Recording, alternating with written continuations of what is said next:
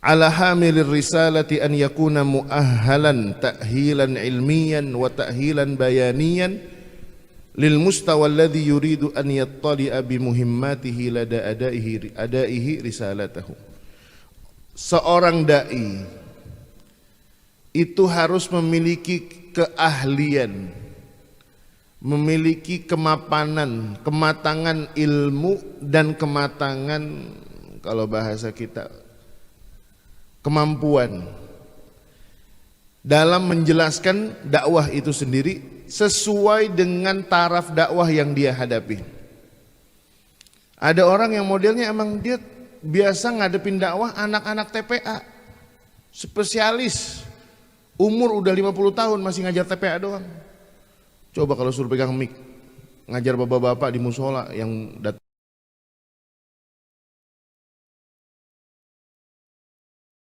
megang mic udah goyang aja.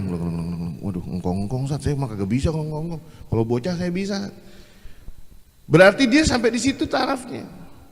Sebaliknya ada kiai, ada dai yang jago ceramah, yang jago ngajar. Wah, yang kalau datang pejabat, dirut ini. Tapi giliran ngadepin anak kecil, ubanan dia langsung. Kagak bisa. Kenapa? Karena sesuatu itu ada keahliannya. Nggak bisa ya mungkin ada sedikit orang yang multi talent, memiliki keahlian yang multi, banyak. Dia ngajar ini bisa, ngajar itu bisa, kan gitu. Kalau dulu zaman kita sekolah SD biasanya ada guru segala bidang studi. Wah, ngajar matematika dia bisa. Zaman dulu ada PMP, tahu PMP kan ya? Ingat gak PMP? Bisa juga PMP. Biologi ngajar juga. Ini biasanya guru senior nih, apa aja bisa. Tapi kalau sekarang kita jangan paksakan. Ketika ada seseorang yang tidak memiliki keahlian di bidang tertentu, kita harus paham bahwasanya orang tersebut tidak bisa. Dia nggak bisa menghadapi anak-anak, ngadepin anak-anak kaku. Dulu saya pernah Pak di sekolah saya Pak. Saya punya sekolah SMP IT. Ini guru, saya baru kenal gitu. Saya lihat ini kok gelagatnya orangnya galak banget. Cuma kalau saya kan kagak galak. Suatu waktu ada kasus, katanya ada guru ngajak berantem murid. Saya bilang, bisa diselesaikan nggak? Selesaikan sama kabit, selesaikan. Tapi saya penasaran tuh, 1 bulan saya panggil kabit. Bilang, Ustadz itu gimana kasus kemarin? Ada guru ngajak berantem. Iya Ustadz, ini guru kagak sabaran. Ada murid di kelas namanya bocah, kelas 7. Ya kan masih pada, kadang diajarin, masih ada bercanda. Ditarik keluar tuh anak, ayo berantem sama saya sekarang. Berantem, waduh, dia gulung tangan apa segala. Ngeluarin jurus-jurus. Anak yang SMP bingung, Bapak kenapa Pak? Jadi terkadang ada orang yang memang kadang gak siap menghadapi anak-anak yang mungkin masih muda, demen main, bercanda. Nah makanya dipentingkan, ini penting nih, memiliki kemampuan ilmiah dan juga metode untuk menyampaikan itu. Misalnya banyak di antara kita yang gak sabar dengan guru yang barangkali gak menarik. Contoh, dulu saya waktu masih sempat kuliah di UIN Ciputat sebelum ke Mekah itu. Yang kemarin baru meninggal, rektornya kan Profesor Dr. Azumardi Azra. Itu saya pertama kali dengar pidato ilmiah dia nggak menarik. Bilang nih, profesor kok begini ceramahnya, begitu kan ya? Ternyata beliau itu memang bukan tipikal orator, bukan orang yang bisa pandai berpidato. Tetapi ilmiahnya kuat. Orangnya punya tulisan banyak, jurnal, prestasi di bidang akademiknya bagus. Mungkin sebagian orang memandang beliau ini memiliki kemampuan dalam hal seperti yang dibutuhkan oleh UIN.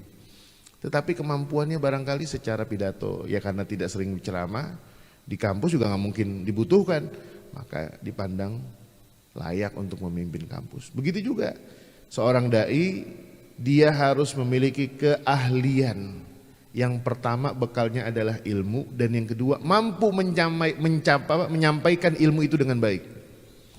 Karena kalau seandainya dia punya ilmu doang tapi menyampaikannya salah, bisa jadi bermasalah.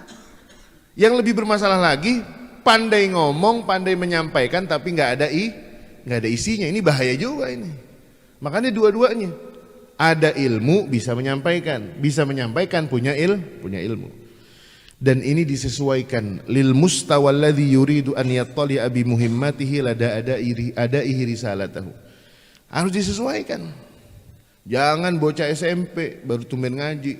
Ayo besok kita ngaji. Ngaji apaan Sat? Usul fik. Usul fik. Kata anak SMP ini ya, pelajaran apaan Sat? Usul fik. Bingung. Bingungnya luar biasa. Makanya ketika menghadapi masyarakat yang memang berbeda-beda tarafnya, kita harus jeli. Dalam dakwah itu harus jeli. Jangan gaya-gayaan, tinggi-tinggian materi. Wah, pengajian sebelah sono sama Ustaz sono nih, Riyadhus Shalihin. Kita jangan kalah. Sahih Bukhari. Wah, Sahih Bukhari. Namanya doang Sahih Bukhari. Akhirnya kadang tuh jamaah kadang ngikutin kiainya aja, dia beli Sahih Bukhari. Pas baca boro-boro, jangankan yang gundul, yang gondrong aja kagak baca dia. Ustadznya ngebet, dia ngebet. Wah, ngebet, ikut lagi ngebet. Temennya nih datang terlambat. Halaman berapa? Lah, gue sih nggak tahu, ngebet aja nih. Dari jauh ngeliat ustadznya kayak rada-rada tengah tuh, halaman rada-rada tengah begini nih, rada-rada tengah. Diukur-ukur aja, nggak tahu saudara. Kenapa? Karena mohon maaf nih, kayak saya di rumah, Sabtu subuh itu ada pengajian khusus forum ustazah. Ustazah yang taraf baca kitabnya udah bagus. Pernah ada satu waktu ibu-ibu nih semangat ngaji, jamaah ketika datang bilang, Ustadz saya minggu depan mau ikut ngaji, boleh nggak? Nggak apa-apa ngaji. Yang ngisi bukan saya, Kiai Soleh Rahmani, muridnya Syekh Yasin. Saya bilang, saya tahu nih beliau nih, si ibu yang nanya nih, bilang Bu, hari Sabtu forum ustazah, saya tegesin gitu. Bukannya saya mengatakan beliau nggak ustazah, bukan. Kalaupun beliau bukan ustazah, kalau memang bisa nggak apa-apa. Tapi karena saya tahu beliau tidak bisa. Iya Ustaz, itu kitabnya apa Ustaz? Kitabnya ada 2, Sofwatut Tafasir sama Mukasyafatul Qulub. Baru dengar nama kitabnya aja bilang, bukan nama kitabnya, baru dengar 2 kitabnya. Wah, 2 kitab Ustaz yang ngajinya. Ya begitu kurang lebih. Saya bilang, ibu butuhnya apa? Kalau ibu mau ngaji yang dasar-dasar, datangnya hari Rabu siang aja di sini. Sama di rumah saya juga, tapi Rabu siang ibu-ibu itu umum. Mau yang jualan cabe, mau yang tukang beras, mau yang ustazah, ada di situ, semuanya ngumpul. Tapi kalau yang Sabtu subuh itu yang pada ngerti. Akhirnya dia tetap datang Pak, maksa Pak, datang. Duduk, telinga, kata istri saya nih cerita, kanan kiri, berat juga ya katanya, kagak paham saya, bingung. Sofwatut Tafasir sama Mukasyafatul Qulub, karena bukan levelnya dia, bahasa kita gitu. Bukannya kita membeda-bedakan orang, bukan. Terkadang nanti yang ada bikin dia bingung. Kadang ada orang yang mohon maaf ya, kadang tidak layak berada di majelis itu. Akhirnya tujuannya cuma nyari tenar doang, pengen kesohor, di luar ngomong, lu dari mana? Ngaji gue tadi. Di mana? Sabtu subuh. Waduh, Sahih Bukhari, Sunan Tirmidzi, bahasan usul fiqh. Ngerti nggak? Kagak. Begitu Pak. Jadi kadang ada orang yang tujuan seperti, nah ini bermasalah juga dalam dakwah. Kalau kita tidak menempatkan diri kita saja pada sesuatu level yang bukan level kita, akan bermasalah. Begitu juga ketika kita membawa dakwah, materi dakwah, dan itu bukan tepat pada orang yang kita sampaikan, dia akan bingung. Makanya ketika misalnya ada orang mengatakan, wah ceramah kiai-kiai di masyarakat Indonesia kerjanya cuma ketawa doang, ngelucu. Bukan Pak. Tujuannya bukan ngelucu, bukan. Tetapi supaya itu sampai kepada akal mereka. Ada orang yang mungkin sudah lewat taraf, udah saya nggak butuh ngaji yang lucu-lucu, udah saya nggak butuh. Datang ke rumah kiai ngaji kitab serius, nggak ada ketawa-tawanya. Waduh, berat pembahasannya, berat. Dibahas fikih, dia bahas tafsir, dia bahas akidah. Dia udah lewat masa-masa itu, dan itu bisa jadi saringan. Jadi ketika kita sudah bukan termasuk orang yang belum atau melewati masa fase dakwah tertentu, jangan menertawai orang yang lagi memulai di fase dakwah itu. Makanya wa an yakuna mutamakkinan. Nah, kalau dia sudah punya ilmu tersebut harus mutamakin. Mutamakin itu apa ya? Kalau bahasanya itu expert. Apa sih expert? Ahli, udah jago, lihai, bahasanya begitu. mutamakkinan tamakkunan kafiyan minal mawdu' alladhi yuridu an yu'arrifa bihi wa yashrahahu lil mutalaqin. Dia harus menguasai. Ada orang nih, murid santri zaman sekarang, udah paham. Ada orang nih, ini belum cukup juga. Orang paham ilmu itu kalau dia mau sampaikan belum cukup juga. Udah bisa, udah ngerti materi yang mau disampaikan. Orang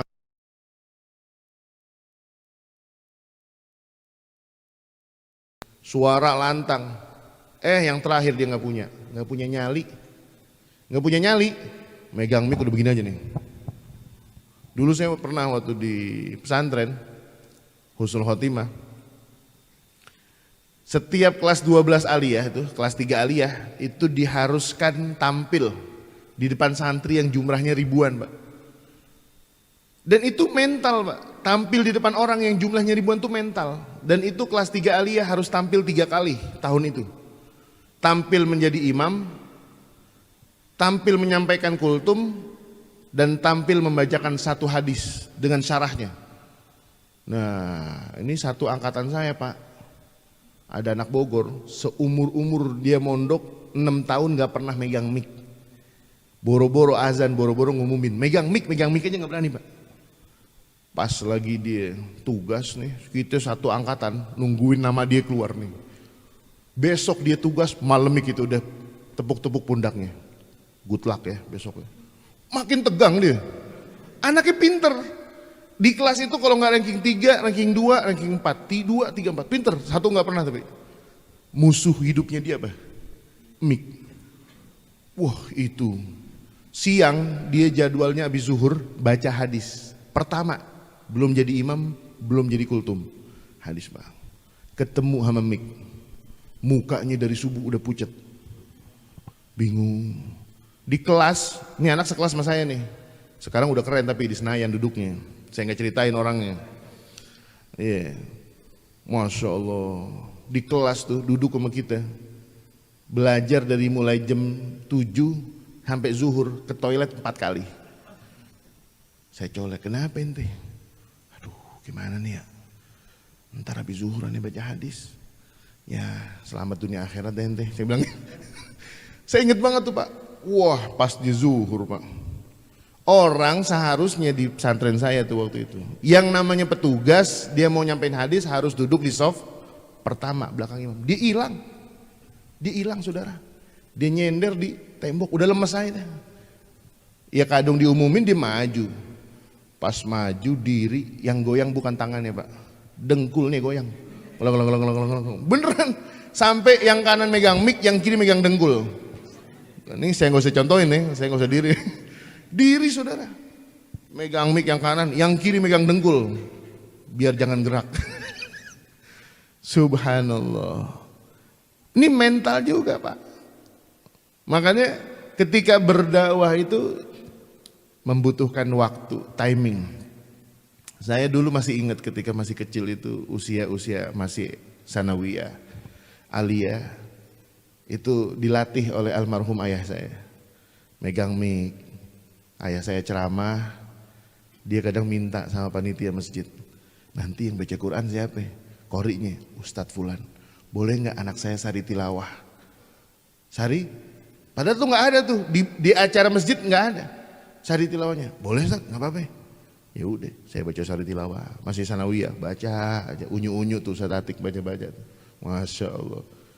Habis Lebaran, kalau ada acara keluarga, tahlilan atau ziarah kubur, dia minta sama panitia, MC-nya udah ada belum? Saya udah aliyah nih, belum ada. MC-nya anak saya aja. Majuin, kita mah tadi ogah, megang mic pelan-pelan.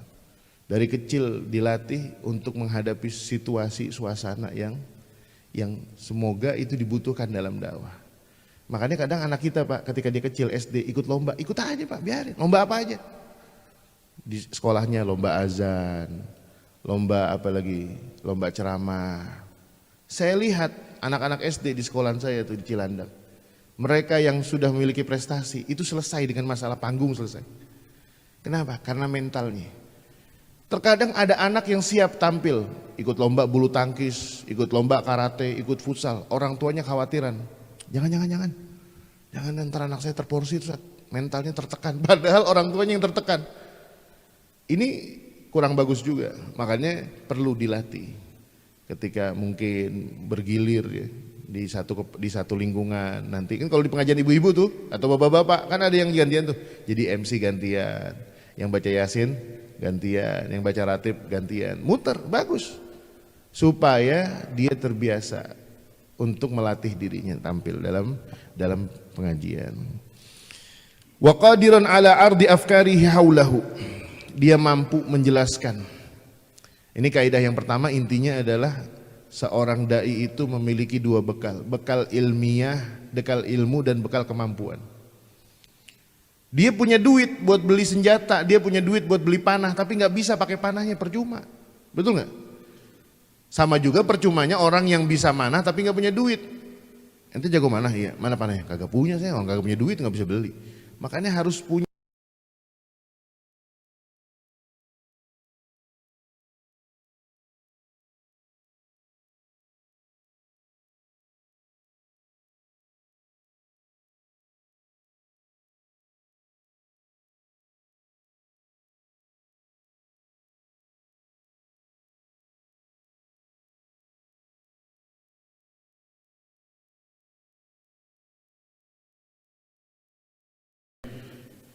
Ini imam makmumnya dia nih, ada yang hafal Quran suaranya enak, cuma nggak berani jadi imam, gerutu. Bacaan begini, ngulang sholat nih misalnya, gerutu. Akhirnya apa? Persoalan di masyarakat disebabkan karena itu. Orang yang benar diam, yang memiliki kemampuan nggak berani tampil, akhirnya dibiarkanlah orang-orang bodoh tampil. Dan ini pentingnya, makanya ada pelatihan, makanya di pesantren itu anak-anak kita diajarkan. Kalau kita di sekolah nih anak-anak kita barangkali tidak mendapatkan asupan itu. Di pesantren itu ada namanya muhadharah. Tahu muhadharah? Masih ingat? Ya kan? Ceramah tuh. Apa kayak ceramahin? Dulu saya punya teman nih Pak. Sekarang mau jadi dokter Pak. Dokter Zulkarnain Ali. Keturunan Aceh. Dulu nih namanya dia, sekarang udah jadi dokter. Jadi mantunya Kiai. Masya Allah. Dulu kocak nih anak. Ya kita nggak tahu jalan hidup orang. Dulu waktu di pesantren dia pernah viral dengan, dulu belum ada istilah viral. Dia terkenal di pesantren gara-gara ceramah, temanya apa? Tahu. Tahu jadiin bahan ceramah. Dan kita lupa itu muhadharah yang diwajibkan kepada kita kan latihan. Betul nggak? Latihan. Nggak penting isinya apa, yang penting ente tampil menyelesaikan tugas ente dan kemudian bisa menyampaikan dengan baik. Dia punya judul ceramah namanya Tahu. Ma'asyiral muslimin yang dimuliakan Allah Subhanahu wa taala. Tahu. Ngakak semua masjid orang. Tahu adalah satu jenis makanan. Dijelasin sama dia, bagus, berhasil. Saya baru ingat. Dia dulu ceramah tahu tuh bukan tujuannya ingin merendahkan soal muhadharah, enggak. Yalah muhadharah doang, enggak. Dia lagi belajar itu. Bagaimana memberikan pemahaman kepada yang mendengar tentang tahu. Bisa enggak dia menyampaikan? Kan itu tujuan ceramah, Pak. Orang kalau ceramah sepanjang apapun ceramah, sekeren apapun orangnya Ustaz, tapi kalau kagak jelas, ini ngomong apa sih Ustaz nih ngomong? Betul enggak? Nah, ini Masya Allah beliau sekarang jadi dokter. Dokter Zulkarnain Ali, alumni mana? Malaysia. Nah ini penting Pak. Melatih kita punya pemahaman, kita sampaikan kepada yang bersangkutan. Ini adalah kemampuan. Nah oleh karena itu, nih sahabat-sahabat yang masih muda nih, teman-teman santri, tantangannya itu. Jangan kita ngomong sama tukang gado-gado aja belibet. Ngomong sama tukang gado-gado. Datang tukang gado-gado, bungkus 5. Kata yang pertama, bang beli gado-gado 5, yang 3 pedes, yang 2, yang 1 pakai kacang, yang 1 kagak, kacangnya dikit aja. Mas ngomong yang bener mas ke tukang gado-gado, jangan belibet saya kagak paham. Dia ngejelasin ke tukang gado-gado aja nggak bisa. Maksudnya apa? Kemampuan kita dalam berdakwah itu tidak hanya cukup dikuatkan dengan nilai. kita menang di kelas, juara kelas, pemahamannya bagus, tetapi tidak mampu menjelaskan dengan baik.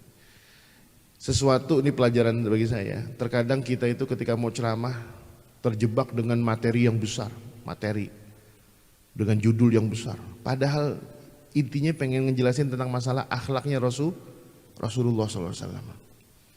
Coba antum simak kembali nih ceramah-ceramahnya Kiai Haji Zainuddin MZ. Dengerin lagi deh. Itu materi-materi ringan sebenarnya. Cuma penyampaian beliau bagus. Diselingi dengan candaan, diselingi dengan apa? Diselingi dengan contoh-contoh, logika-logika. Supaya sampai. Karena tujuan orang berdakwah itu bukan hanya menyampaikan materi dakwah, tetapi gimana caranya masuk ke dalam otak dan pikiran orang yang mendengarkan, al-mukhatab itu. Makanya Al-Quran mengatakan afala taqilun, afala taqilun. Lahum qulubun la yafqahuna biha wa lahum adhanun la yasma'una biha.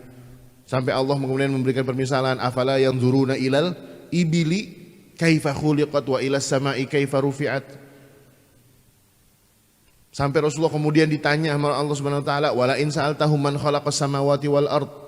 Ditanya ketika dia Husain bin Imran tuh diskusi.